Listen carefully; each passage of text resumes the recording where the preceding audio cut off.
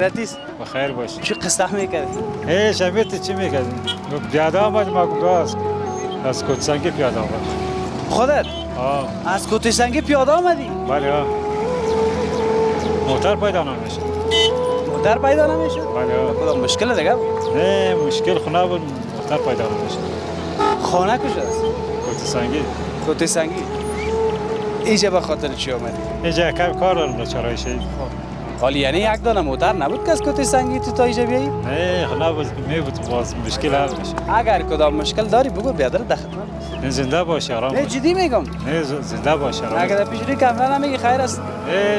پیش کامرا میگه هیچ گپ نیست. کامل تشویش. چی کاروبار میکنی؟ بیکار هستم فعلا. بیکار است. مگه مرا به تشویش ساختی. تو چطور پیاده آمدی از اینجا؟ آمدم از نادانی آمدم. از ناداری. که خوش نیست که در موتر لوکس بشینه بیای بالا. هر کس خوش است.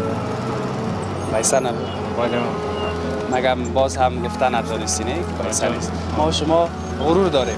بلگی غرور داره. خداوند همه ما و شما را دارا بسازه. الهی آمین. مشکلات ما حل کنه. الهی آمین.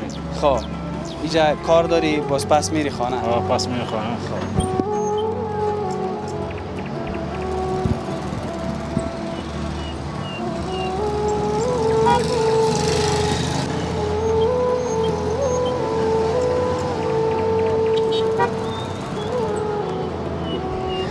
ایره دیگه از طرف کرایه تا کن. رئیس زنده باش. ببخشید دیگه که ما هم کم بغل هستم.